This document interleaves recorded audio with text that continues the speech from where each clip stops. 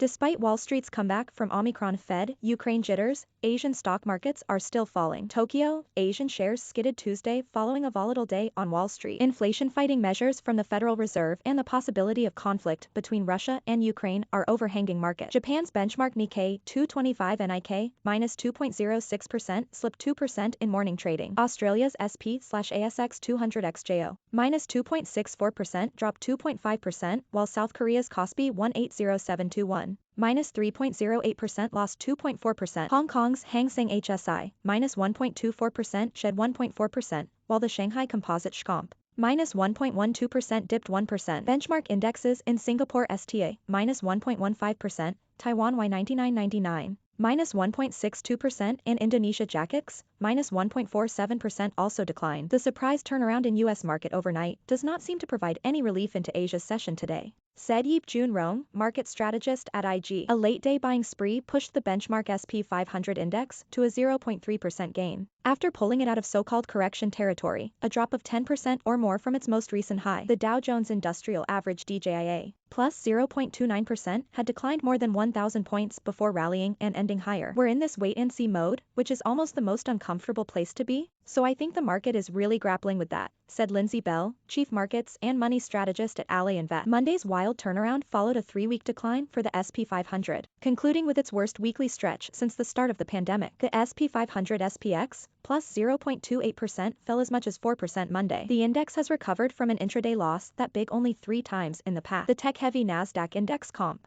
plus 0.63%, rose 0.6% after recovering from a nearly 5% descent. Early in the day, benchmark stock indexes flirted with near 4-month lows as investors anticipated guidance from the Fed later this week about its plans to raise interest rates to tame inflation, which is at its highest level in nearly 4 decades. The Fed's short-term rate has been pegged near zero since the pandemic hit the global economy in 2020, and that has fueled borrowing and spending by consumers and businesses. But rising prices at supermarkets, car lots, and gas stations are raising concerns that consumers will pare back spending to limit the pressure on their budget. Companies have warned that supply chain problems and higher raw materials costs could crimp their profit. The Fed has kept downward pressure on longer-term interest rates by buying trillions of dollars worth of government and corporate bonds, but those emergency purchases are scheduled to end in March. Nudging rates higher is intended to help slow economic growth and the rate of inflation. There's a short-term panic, and part of that is the high level of uncertainty around what the Fed is going to do, said Sylvia Jablonski, chief investment officer at Defiance ETF. Investors are also keeping an eye on developments in Ukraine. Tensions soared Monday between Russia and the West over concerns that Moscow is planning to invade Ukraine,